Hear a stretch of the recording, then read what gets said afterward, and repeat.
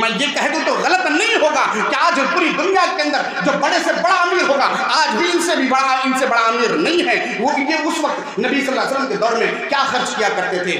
مدینہ کے اندر مسلمان آئے, پانی کی ضرورت ہے, پانی کا انتظام نہیں ہے, میٹھا کنواں ہے یہودی کے پاس ہے, اس کو خریدنے کی ضرورت پڑی. حضرت عثمان غنی آدھا خریدتے ہیں, اس کے بعد لوگوں کے لیے وقف کر دیتے ہیں. پھر وقت وہ آیا کہ پورے کنواں کے خریدنے کی ضرورت ہے, حضرت عثمان غنی کھڑے ہوتے ہیں, میں خریدنے کے لیے تیار ہوں, مال خرچ کرتے ہیں. صدقہ کا اتنا شوق ہے اللہ کے نبی میں کرتا ہوں. یہی نہیں, معاملات اور آگے بڑھتے ہیں. اس کے بعد کیا معاملہ ہوا کہ مسجد نبوی کی چھت ٹپکنے لگتی ہے. اللہ کے نبی اعلان کرتے ہیں کون مسجد کی چھت کی مرمت کرائے گا. حضرت عثمان غنی رضی اللہ تعالیٰ عنہ کھڑے ہوتے ہیں, اللہ کے نبی میں کرانے کے لیے تیار ہوں. وہ چھت کی مرمت کراتے ہیں. وقت گزرنے کے ساتھ ساتھ مسجد کی توسیع کا معاملہ آیا, مسجد کا دائرہ بڑھانے کا معاملہ آیا. اللہ کے نبی نے اعلان کیا کون مسجد کی تعمیر کروائے گا, کون دائرہ بڑھوائے گا. حضرت عثمان غنی رضی اللہ تعالیٰ عنہ کھڑے ہوتے ہیں, اللہ کے نبی میں یہ کام کروں گا.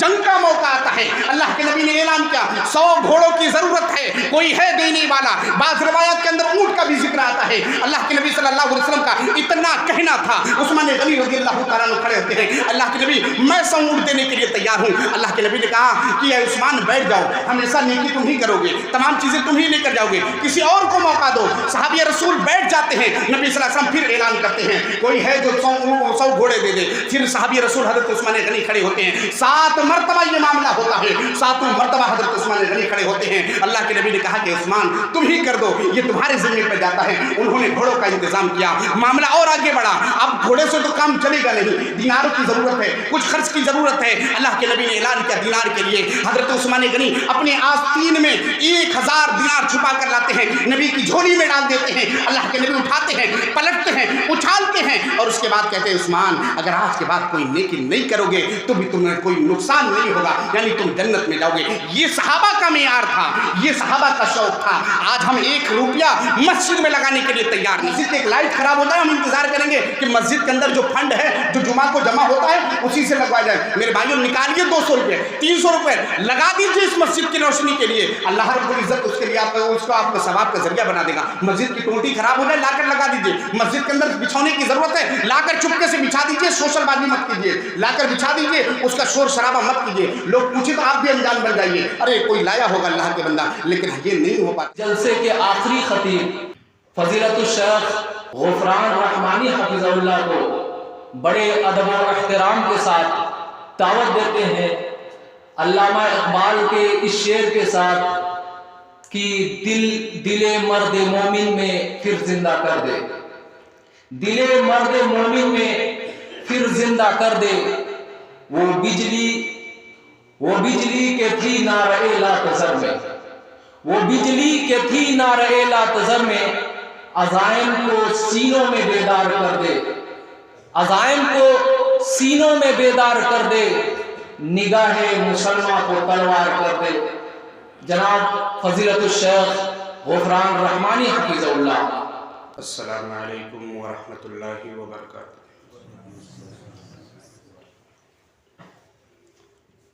الحمدللہ نحمده ونستعینه ونستغفره ونعوذ باللہ من شرور انفسنا ومن سیئات اعمالنا. من يهده الله فلا مضل له ومن يضلل فلا هادي له. أشهد أن لا إله إلا الله وحده لا شريك له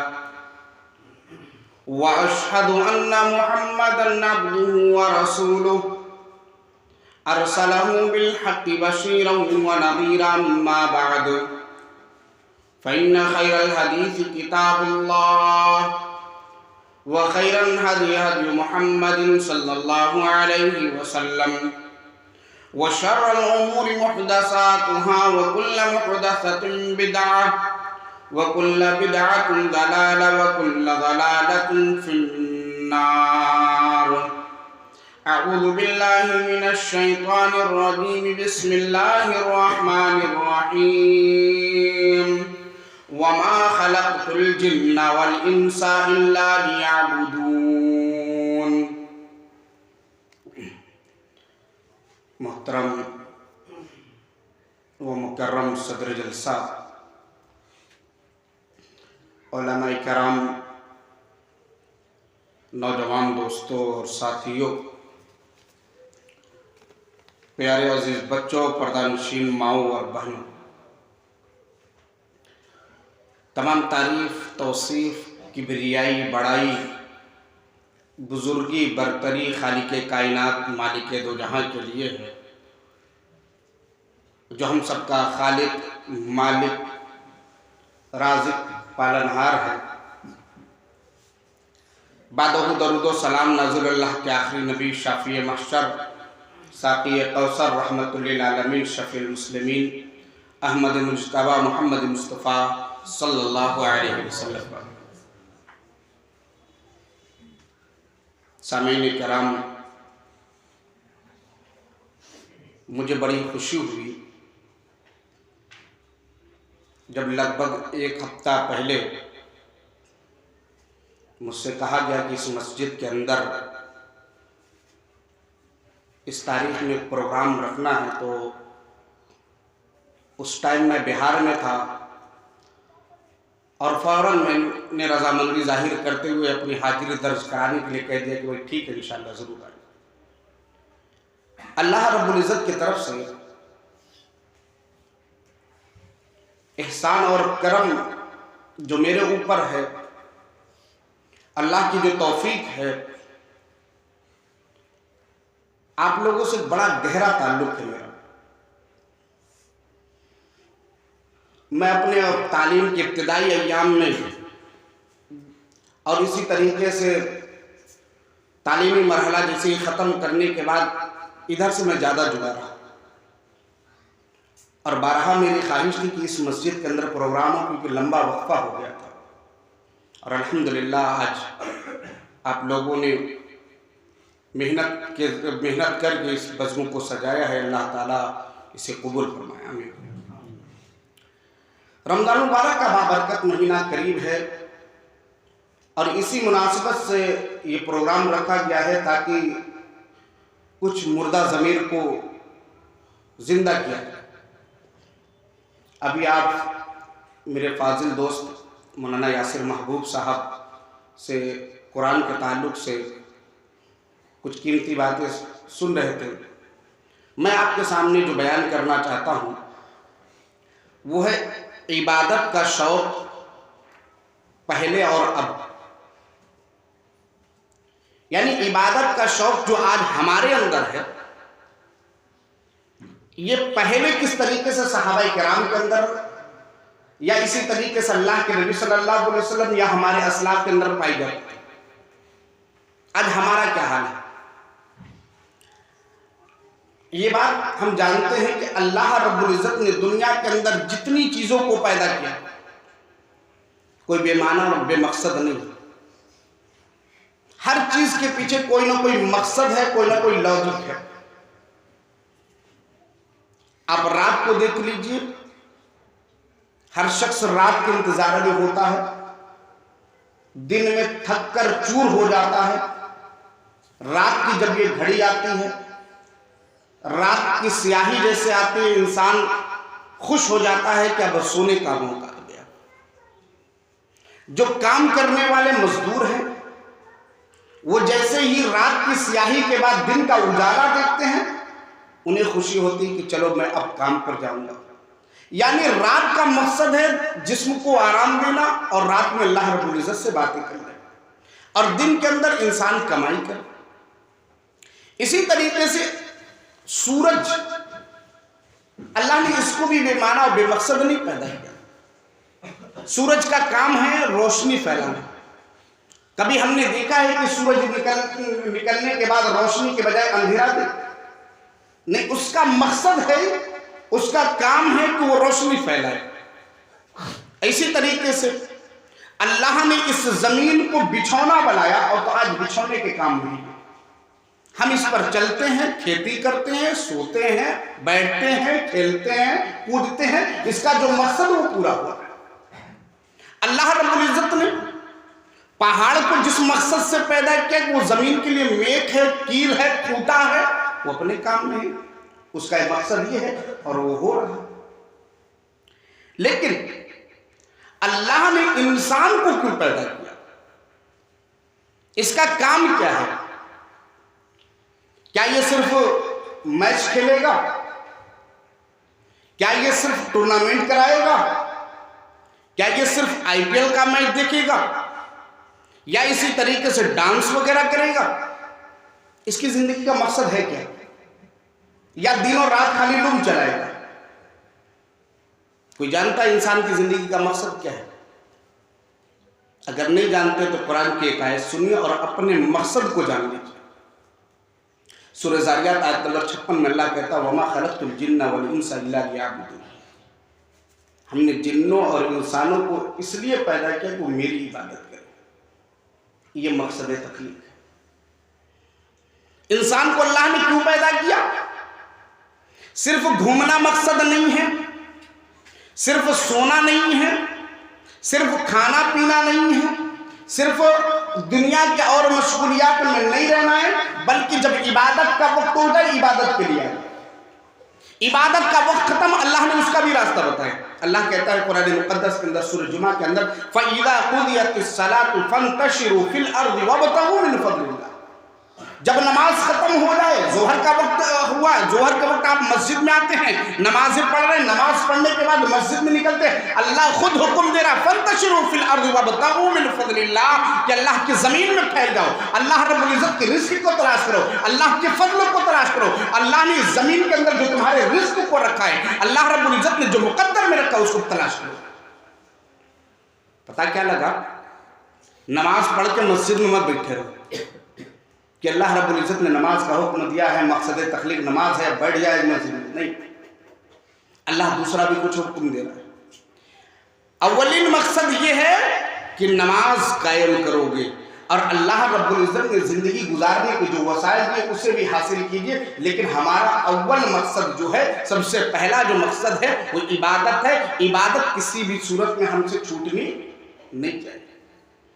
ظہر کے بعد آپ گئے، 1 میٹر ساڑی چڑھا، 2 میٹر چلا، پھر عصر کا وقت ہو گیا، آئیے آپ پھر آئیے آپ، پھر نماز پڑھی، پھر جائیے آپ۔ یہ آپ کی زندگی کا مقصد ہونا چاہیے، لیکن آج حضرت انسان سب کچھ بھول چکا ہے، خواب غفلت میں سویا ہوا ہے۔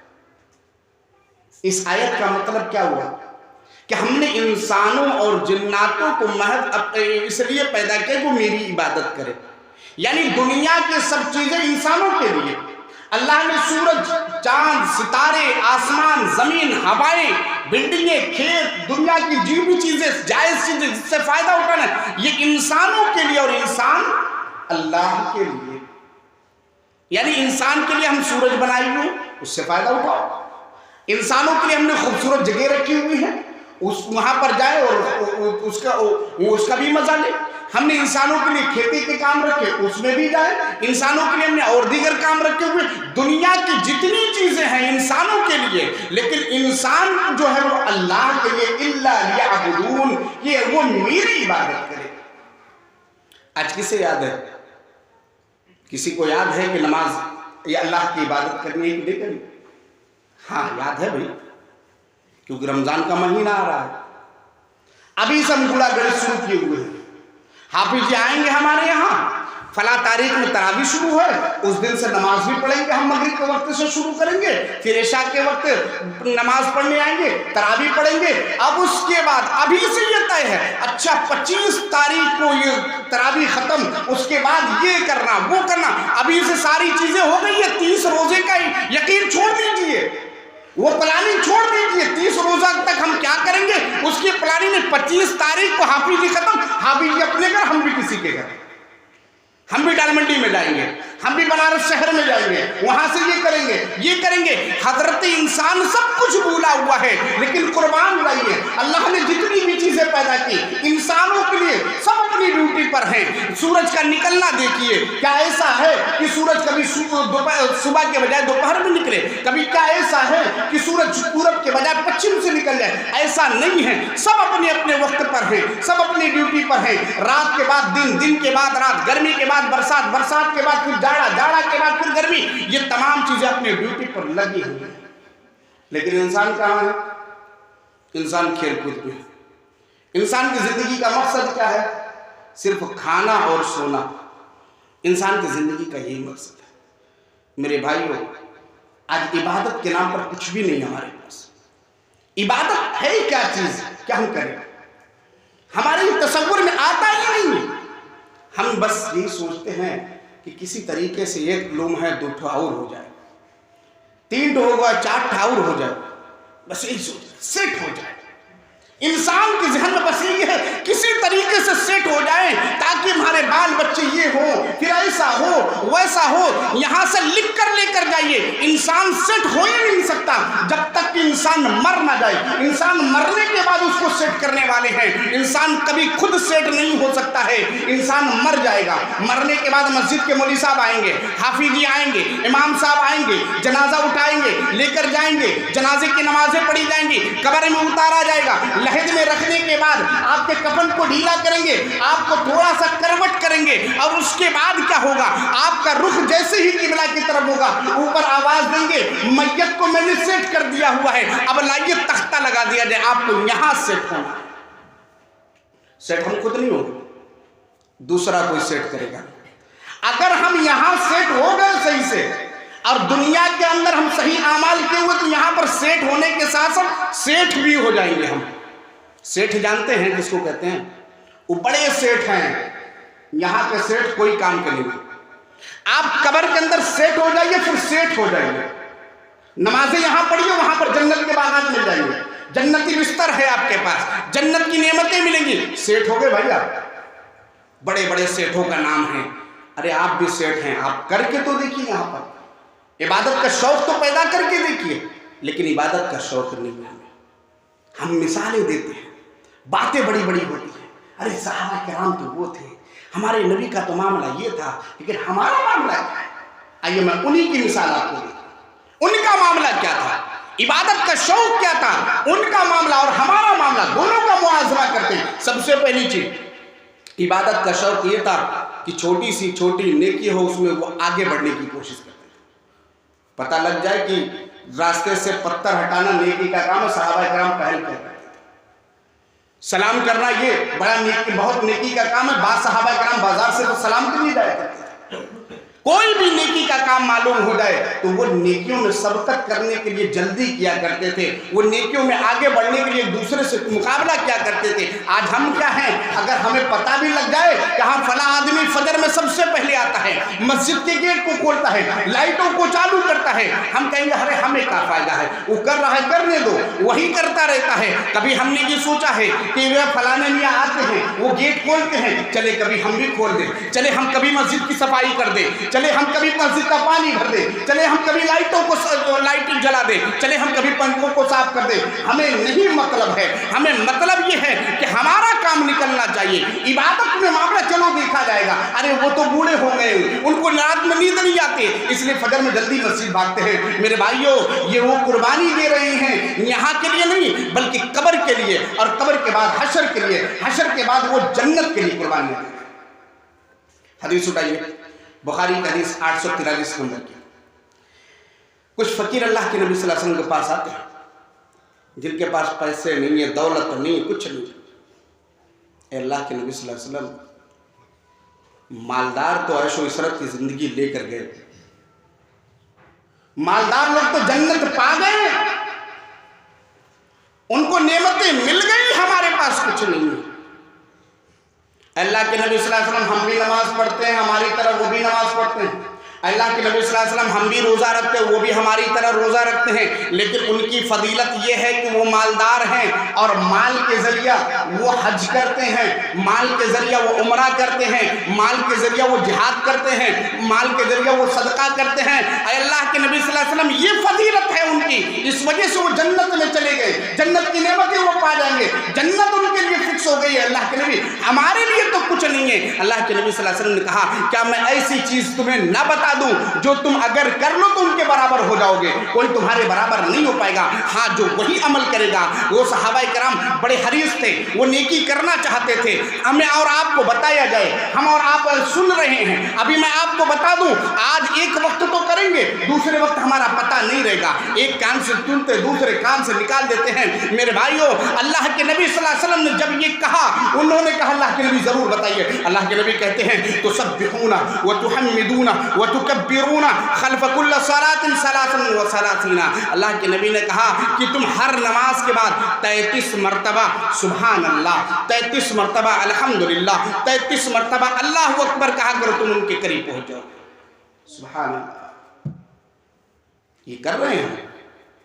مال نہیں ہے ان کے پاس، دولت نہیں ہے ان کے پاس، جاہو جلال نہیں ہے ان کے پاس طاقت نہیں عمرہ کر سکے، ان کے ہاں طاقت نہیں کہ حج پہ جا سکے۔ آج یہ رونا ہم بھی روتے ہیں، مولوی صاحب اللہ تعالیٰ پیسہ دیتے تو ضرور حج کرنے جائیں گے، مولوی صاحب اللہ تعالیٰ ہمیں توفیق دے دے ایک بار عمرہ تو ضرور کریں گے، حج کہاں غریبوں کے ہاں قسمت میں ہے۔ تو اس لیے میرے بھائیوں یہ سیکھ لیجئے، میرے نبی کہہ رہے ہیں کہ تم 33 مرتبہ ہر نماز کے بعد سبحان اللہ، 33 مرتبہ الحمدللہ، 33 مرتبہ اللہ اکبر کا، ان کے تم قدر و منزلت کو پہنچ جاؤ گے۔ تمہارے برابر کوئی نہیں پہنچ سکتا مگر ہاں جو ایسا ہی عمل کر لے۔ آج ہے ہمیں شوق، آج ہم آتے ہیں نماز پڑھنے تو بڑے کراہیت کے ساتھ، حاجی صاحب ہیں، ہم حافظ جی ہیں، مولوی صاحب ہیں، چلے نماز پڑھنے، لوگ کیا کہیں گے۔ آج سب سے بڑا روگ یہی ہے، سب سے بڑا روگ کیا کہیں گے لوگ۔ ہم بوڑھے ہو گئے ہیں، داڑیاں سفید ہو گئی ہیں، کسی کام کے نہیں ہے، چلے نماز پڑھنے دے، تو لوگ کہیں گے ارے بڑھوا خالی بیٹھے بیٹھے کرسی توڑتا ہے، چلو نماز پڑھاتے ہیں، کراہیت کے ساتھ۔ میرے بھائیو آئیے عبادت کا شوق پیدا کیجیے۔ ان کے پاس کچھ نہیں ہے، یہ لوگ اللہ کے نبی صلی اللہ علیہ وسلم سے ایک درد مندانہ اپیل کر رہے ہیں، اللہ کے نبی صلی اللہ علیہ وسلم ہم لوگوں کا ہوگا کیا؟ وہ تو لے کر ساری چیزیں چلے جا رہے ہیں، اللہ کے نبی ان کو نسخے کیمیا بتاتے ہیں کہ ذرا اس کو پڑھ لو کے قریب پہنچ جاؤ گے۔ اور آگے بڑھتے ہیں، ہر نماز کو صحابہ کرام با جماعت پڑھنے کی کوشش کرتے ہیں، ہم اور آپ کرتے ہیں؟ پہلی بات تو ہم نماز ہی نہیں پڑھتے، ہم نماز موسم کے اعتبار سے پڑھتے ہیں، ٹھنڈی بہت ہے، گرم پانی کا بھی انتظام نہیں ہے، چھوڑو جائے 10 دن بعد پڑھیں گے، دسمبر سے آخر سے لے کے جنوری 10 تک بہت ٹھنڈی رہتی ہے، چلو 10 تاریخ کے بعد پڑھیں گے، 10 تاریخ کے بعد پھر دیکھ رہے ٹھنڈی بہت زیادہ، چلیے 15 تاریخ کے بعد پڑھیں گے، پورا جنوری بیت جائے، ارے چلیے ابھی ٹھنڈی بہت ہے بعد میں پڑھیں گے، اب یہ ٹھنڈی کم ہو جائے اس کے بعد ارے ابھی جانے دیجیے ابھی دھوپ بہت ہو گئی ہے، اب گرمی کا موسم ہے، چلچلاتی دھوپ ہے، چلو اس کے بعد پڑھیں گے، اب اس کے بعد گرمی بھی بیت جائے، پھر اس کے بعد ارے یار بارش بہت ہو رہی، راستہ بہت خراب ہے جانے میں، یہ ہوتا ہے وہ ہوتا ہے، رمضان کا موقع آ جائے، پکے سچے مسلمان ہو گئے۔ ہم رمضانی مسلمان ہیں، ہم رحمانی مسلمان نہیں ہیں، اللہ کے کہے پر نہیں چلتے ہیں، ہم اپنے نفس پر کہنے پر چلتے ہیں۔ رمضان میں نماز نہیں پڑھیں گے تو لوگ کیا کہیں گے، چلو نماز پڑھ لیں۔ یہاں صحابہ کا حال یہ تھا، کچھ بھی ہو بجماعت نماز۔ ایک حدیث سنی، مسلم شریف کی حدیث ہے 663 نمبر کی، ابی بن کعب فرماتے ہیں کہ ایک آدمی تھا اور ہم نہیں جانتے ہیں کہ اس آدمی سے بھی کسی کا گھر مسجد سے اتنا دور، ہم نہیں جانتے تھے، یعنی ہمارے علم کے مطابق وہ آدمی سب سے زیادہ دور سے مسجد کی طرف ہوتا تھا۔ ہم لوگوں نے کہا کہ ایک گدھا خرید لو، اس زمانے میں سواریوں کے لیے سب سے بہترین اونٹ یا گھوڑا مانتے، اس کے بعد گدھے کا انتظام دیتا، اور گدھا لینے کے بعد یہ کرو کہ رات میں تم اس سے آیا کرو، گرمی کے دنوں میں اس سے آیا کرو تاکہ جلدی پہنچو۔ سبحان اللہ۔ صحابی رسول کہتے ہیں مجھے یہ پسند نہیں کہ میرا گھر مسجد سے قریب ہو۔ آج مسجد ہر محلے کے اندر ہے، قدم قدم پر مسجدیں ہیں، ابھی 10 گھر کسی دوسرے محلے میں بن جائے لوگ ادھر ادھر دوڑنے لگیں گے، مولوی صاحب یہ فلانے میاں مسجد ہمارے یہاں انتظام کرا دیجئے، 10 لوگ ہیں، گرچہ کو لوگ نماز نہ پڑھے، جمعہ سب پڑھیں گے، لیکن مسجد کے لیے دوڑتے بھاگیں گے کہ مسجد ہو جائے، مسجد ہو جائے۔ یہ صحابی رسول کیا کہہ رہے ہیں ذرا غور سے سنیے، یہ کہہ رہے ہیں مجھے یہ پسند نہیں ہے کہ میرا گھر مسجد سے قریب ہو جائے، یعنی میں سواری سے جلدی پہنچ جاؤں، میں یہ چاہتا ہوں کہ میرا مسجد کی طرف آنا، میرا مسجد کی طرف سے گھر کی طرف جانا، یہ پیدل آنا جانا اللہ کہاں لکھا جائے۔ سبحان اللہ۔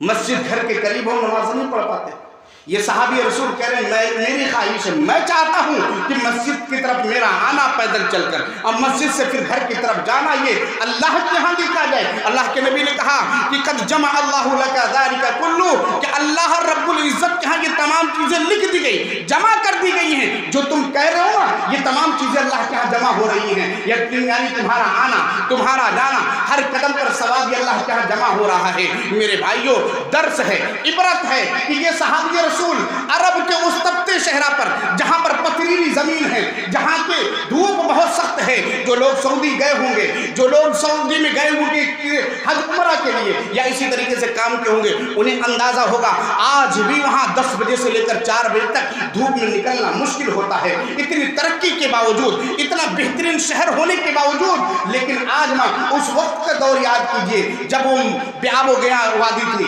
جب وہاں پر بہترین قسم کے انتظامات نہیں تھے، جگہ جگہ پانی کا انتظام نہیں، جگہ جگہ بہترین روڈ کا انتظام نہیں تھا۔ اس وقت صحابی رسول کا معاملہ یہ تھا کہ میں آؤں جاؤں یہ اللہ کے ہاں درج ہو۔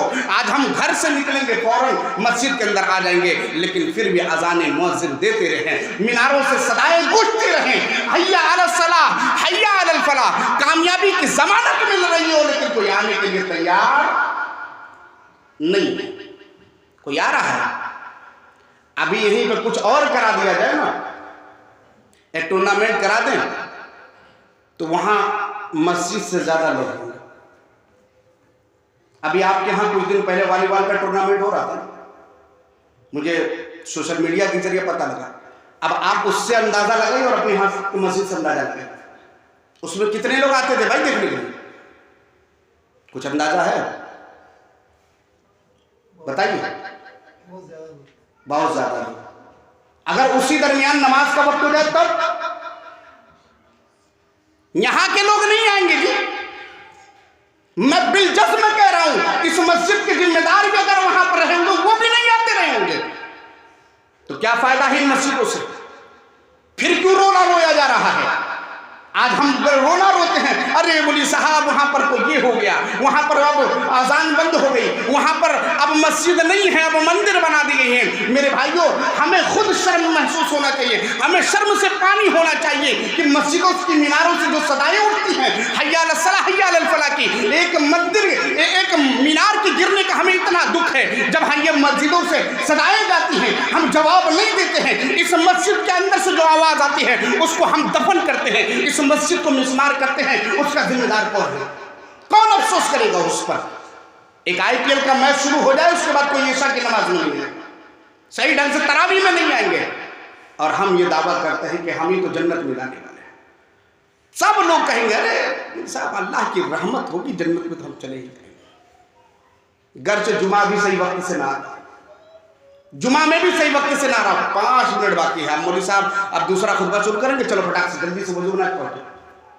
ایک بات نوٹ کر لیجیے، انسان پوری زندگی عمل کرے نیکیوں کا، ذخیرہ لے کر چلا جائے تو بھی اللہ کی رحمت کا محتاج ہے۔ جب تک اللہ کی رحمت نہیں ہوگی، اس میں حج ہو، عمرے ہو، قرآن کی تلاوت ہو، تمام نیکیوں کا انبار ہو، گرچہ اس میں شرک نہ ہو، پھر بھی وہ اللہ کی رحمت کا محتاج ہے۔ جب تک اللہ کی رحمت نہیں ہوگی وہ جنت میں نہیں جائے گا۔ اور جو لوگ خالی ہاتھ جائیں گے وہ کہہ رہے ہیں کہ مولوی صاحب اللہ کی رحمت بہت ہے، اللہ بڑا غفور الرحیم ہے، ہم تو چلے ہی جائیں گے، اللہ کی رحمت ضرور ہوگی، اللہ کی رحمت، اور اللہ رحمت کر بھی رہا ہے۔ اس لیے اللہ نے قرآن میں کہا الرحمن الرحیم۔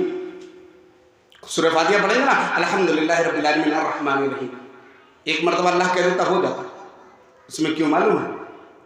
ایک الرحمن اور ایک الرحیم، ایک ان کے لیے ہے جو دنیا کے اندر اللہ کی عبادت کرتے ہیں، ان پر اللہ کی رحمت ہوتی ہے، اللہ کی رحمت آخرت میں بھی ہوگی ان پر۔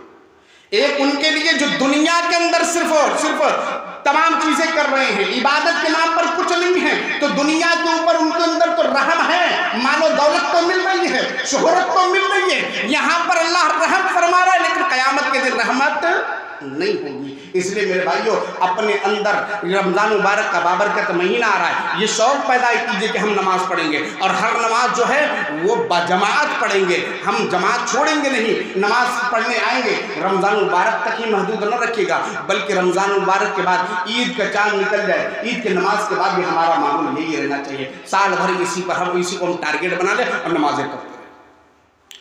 साहबा का क्या मामूल था? इबादत में रोज़े का बहुत शौक था, रोज़ा रखा करते थे। हम और आप आज दिन गिन रहे, आज शाबान की 26 तारीख हो गई। अम्मा यार 4 दिन के बाद रोज़ा आ गई, अब क्या हुई? बहुत प्यास लगी है। अरे यार देखो मौसम सख्त होने लगा है, अभी तक तो ठंडी ठंडी हवा चल रही थी, बहुत अच्छा था। रमज़ान में लग रहा है कि अल्लाह ताला तपा देंगे। सारी बातें होती हैं। हमारे सलाफ क्या थे? 6 महीना पहले ही दुआ करे, अल्लाह रमज़ानुल मुबारक का बाबरकत महीना हमें नसीब फरमा। ये दुआ मुसलसल कर रहे हैं, आज 4 दिन बाकी है, 5 दिन बाकी है, फिर भी अल्लाह से दुआ की तौफीक नहीं है। हम दिन जोड़ रहे हैं, हम मिनट और घंटा जोड़ रहे हैं, फजर से लेकर मगरिब तक कितने घंटे हुए, फिर उसमें ये भी जोड़ ले रहे हैं। आज की ये नौजवान जो सट्टा के पुजारी हो चुके हैं कि अरे नया IPL भी इसी में आने वाला है, अब तरावी इस वक्त खत्म होगी, फिर इतने ओवर मैच देख लेंगे, ये तमाम गुड़ागड़ी शुरू हो चुका है। मैं कोई कहानी नहीं बयान कर रहा हूँ, आंखों देखा हाल है, लेकिन गुनाहगार आंखों ने उन मंजर को भी देखा है कि लोग तरावी की नमाज तो चलिए जो पढ़ते तो ठीक है, जो नहीं भी पढ़ते उनका हाल ये को टीवी के सामने रोज़े पर। बचपने में तो हम लोगों ने देखा कि टीवी जिन घरों में होता था, रमज़ान मुबारक का बाबरकत महीना आते ही उसको लपेट कर रख दिया करते थे, लेकिन आज नहीं रखा जा रहा। और इससे बढ़कर टीवी क्या है? कितने नौजवान रिचार्ज कराने के फिक्र में होंगे कि अरे रमज़ान आ रहा है, चलो फिर IPL भी है, सब तैयारी। अब तो IPL फ्री है, अब उसमें भी दिन देख रहे हैं कि हाँ मेरा रिचार्ज फलाने दिन को खत्म हो जाएगा, इतना मैच बाकी होगा। अरे रोज़ा के बारे में कुछ फिक्र है आपको? रोज़ा के बारे में कुछ सोचा, कुछ प्लानिंग है कि रोज़े में इतने घंटा हम कुरान पढ़ेंगे, इतने घंटा ये करेंगे? हमारी माएँ बहनें भी प्लानिंग कर लें कि हम खाना तो इतने बजे बनाएंगे, आप खाइए, अल्लाह ने आपको नेमत दी है, आप जो भी चीज़ बनाएं, लेकिन आप उसमें टाइम निकालिए इबादत के लिए भी। रोज़ा सिर्फ खाने का नाम नहीं है, रोज़ा सिर्फ बेहतरीन किस्म के पकवान पकाने का नाम नहीं है। आप पकाइए, आप अपने बच्चों को खिलाइए, शौहर को खिलाइए, सास ससुर को खिलाइए, लेकिन टाइम निकालिए कि कुरान की तिलावत कुछ हो जाए, टाइम निकालिए कि कुछ उसमें अल्लाह की इबादत हो जाए, कुछ जिक्र और अज़कार हो जाए। नहीं तो याद रखिएगा क़यामत के दिन ये तमाम जो आप काम कर रहे हैं ये कोई फायदा नहीं देने वाला है। ये कुरान, ये रोज़ा, ये नमाज, ये सदका और खैरात, ये तमाम चीज़ें अल्लाह रब्बुल इज़्ज़त के यहाँ आप देखेंगे और उसके बाद कहेंगे कि काश मैं और मेहनत किया होता तो क्या। एक सहाबी रसूल, अच्छा मैं वो असलाफ के बारे में कर रहा, 6 महीना पहले से दुआ कर रहे हैं, अल्लाह रमज़ान का महीना नसीब हो गया। उसके बाद 6 महीना दुआ क्या कर रहे? अल्लाह जो मैंने तिलावत की, जो हमसे तिलावत हुए, जो रोज़े रखे, जो सदका खैरात, जितनी नेक किया कि अल्लाह उसे कबूल कर ले, 6 महीना ये इसमें बिता दे रहे हैं। एक हदीस देखिए, अब्दुल्लाह बिन अम्र बिन आस रज़ियल्लाहु ताला अन्हु फरमाते हैं, बुखारी की हदीस 1979 नंबर की, अल्लाह के नबी सल्लल्लाहु अलैहि वसल्लम का इन्नका लतसूमुद दहर व तक़ूमुल लैल फ़क़ुल्तु नअम। अब्दुल्लाह बिन अम्र बिन आस से कहते हैं अल्लाह के नबी सल्लल्लाहु अलैहि वसल्लम क्या तुम मुसलसल रोज़ा रखते हो और दिन में रोज़ा रखने के बाद रात को हर रात तुम क़याम करते हो? उन्होंने कहा अल्लाह के नबी सल्लल्लाहु अलैहि वसल्लम कहते हैं अगर तुम ऐसे ही करते रहे, हर दिन बिला नागा तुम रोज़ा रखते रहे, कितने हरीस हैं जो रोज़ा रख रहे, अभी और सुनिए उनके अंदर कितनी हिर्स है, कितनी लालच है रोज़े की। अगर तुम ऐसे ही रोज़ा रखते रहे तुम्हारी आंखें धस जाएंगी, तुम बहुत कमज़ोर हो जाओगे। ये कोई रोज़ा थोड़ी ना है। अरे तुम रोज़ा रखो, तुम्हें रोज़ा रखना है तो महीने के 3 दिन रोज़ा रखो, और ये तुम्हारा 3 दिन का रोज़ा रखना तुम्हारी पूरी ज़िंदगी में, अगर तुम हर महीने 3 दिन रोज़ा रखते रहे, बिला नागा रोज़ा रखना लिखा जाएगा।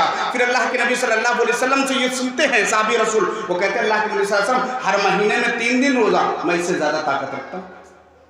हर महीने में 3 दिन की बात कर रहे हैं, मैं तो रोज़ रोज़ा रखता हूँ, इससे ज़्यादा की मैं ताकत रखता हूँ। अल्लाह के नबी सल्लल्लाहु अलैहि वसल्लम का काला फसुम सौम दाऊद अलैहिस्सलातु वस्सलाम, अल्लाह के नबी ने कहा कि ऐसा करो कि तुम दाऊद अलैहिस्सलातु वस्सलाम वाली रोज़ा रखो। क्या है भाई वो दाऊद अलैहिस्सलातु वस्सलाम वाली रोज़ा? कहा कि काना यसूमु यौमन व युफ्तिरु यौमन, एक दिन रोज़ा रखो और एक दिन इफ्तार करो। यानी एक दिन का नागा करो, एक दिन रोज़ा रखो, एक दिन इफ्तार करो, फिर एक दिन रोज़ा रखो, एक दिन इफ्तार करो। अल्लाह के नबी सल्लल्लाहु अलैहि वसल्लम ने, जो साहब रसूल ने कहा मैं इससे ज़्यादा ताकत रखता हूँ, अल्लाह के नबी सल्लल्लाहु अलैहि वसल्लम ने इस तरीके से उनके लिए एक गाइडलाइन बना दी। आज हम ये सोच रहे हैं, रमज़ान का एक महीना सोच कर हमें भारी पड़ रहा है। ये नफिल रोज़ा उनका हाल ये था कि बिला नागा रखे जा रहे हैं। अल्लाह के नबी का ऐसे तो तुम्हारी आंखें दस जाएगी, तुम बेहद कमजोर हो। जरा और आगे बढ़ते हैं, वक्त हो चुका है,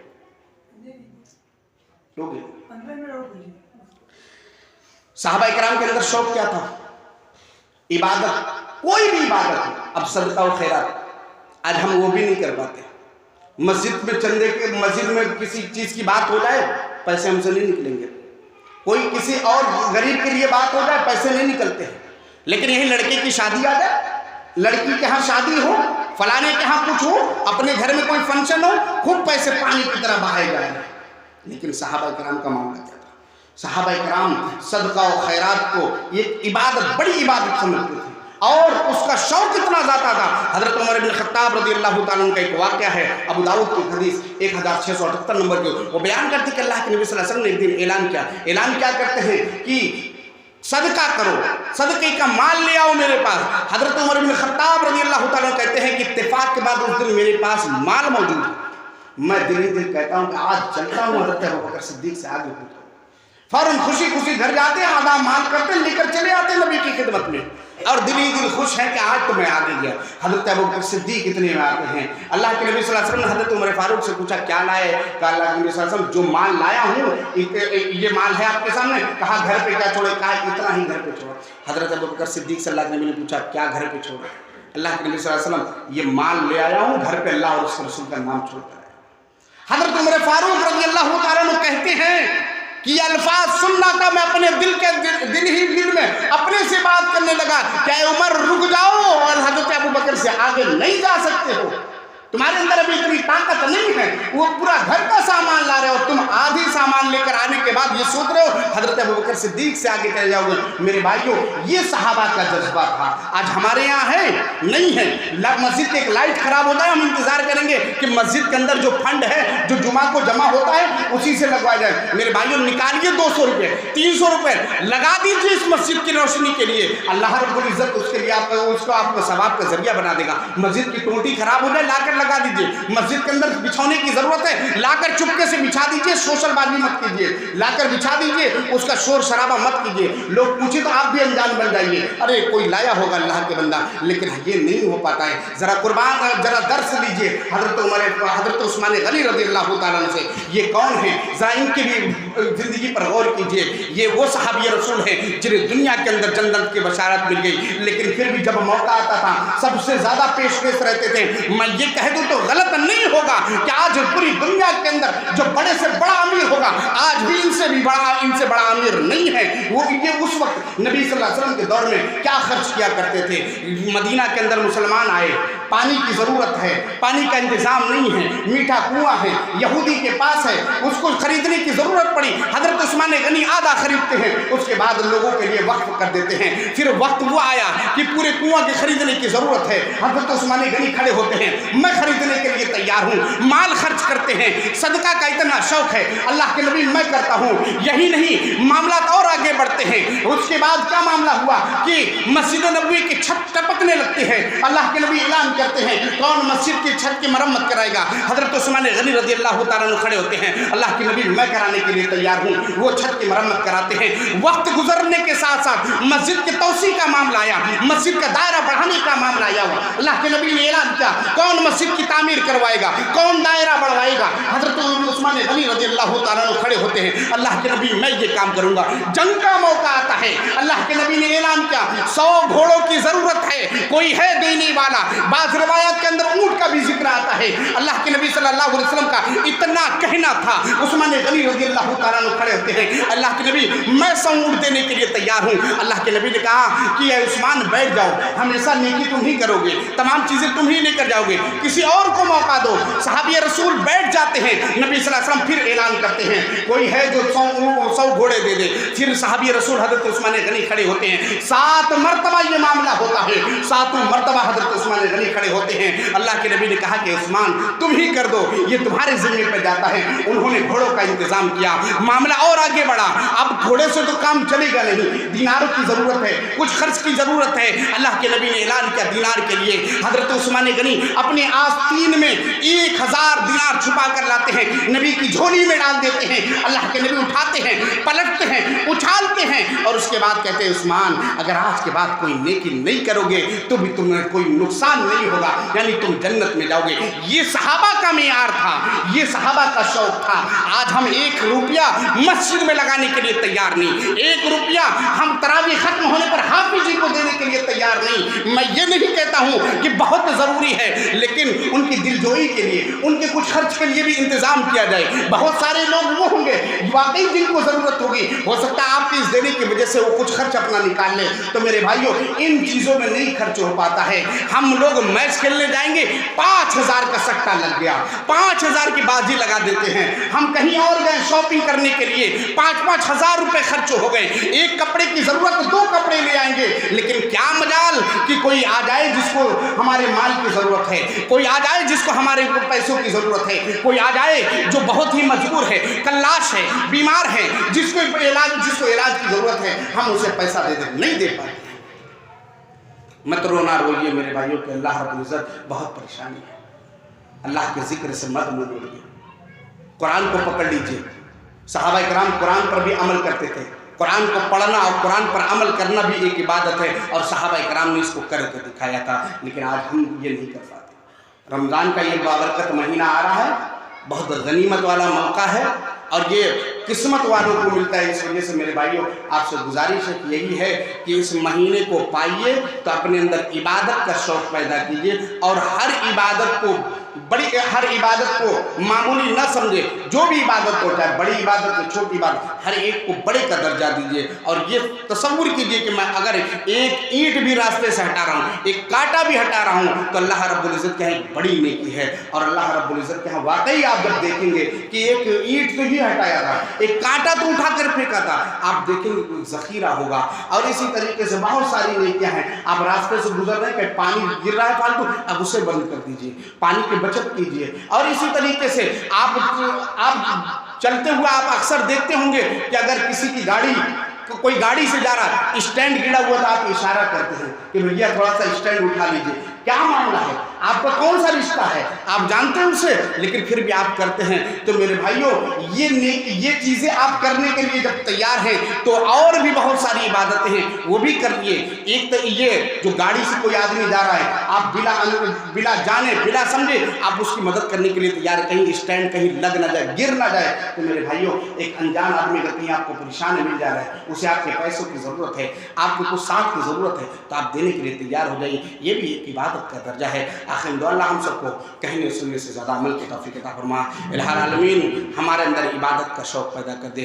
इलाही आलमीन हमें रिया और नुनू से बचा दे। इलाही आलमीन रमज़ान मुबारक का बाबरकत महीना सेहत और आफ़ियत के साथ हम लोगों को नसीब फरमा। इलाही आलमीन हम लोगों के सेहत और तंदुरुस्ती को दराज कर दे कि रमज़ान मुबारक का कोई रोज़ा भी छूटने ना पाए, कोई भी इबादत छूटने ना पाए। इलाही आलमीन हम तमाम लोगों को एक बना दे, और हम तमाम लोगों की जो भी टूटी फूटी नेकियां हैं इलाही आलमीन उसे शर्फ़ कबूलियत बख्शे। इलाही आलमीन हम अगर इस महीने को पा जाएं तो इलाही आलमीन हर तरीके से रिया और नुनू से हम लोगों को बचाते हुए सिर्फ खालिस तेरी रज़ा के लिए इबादत की तौफीक अता फरमा।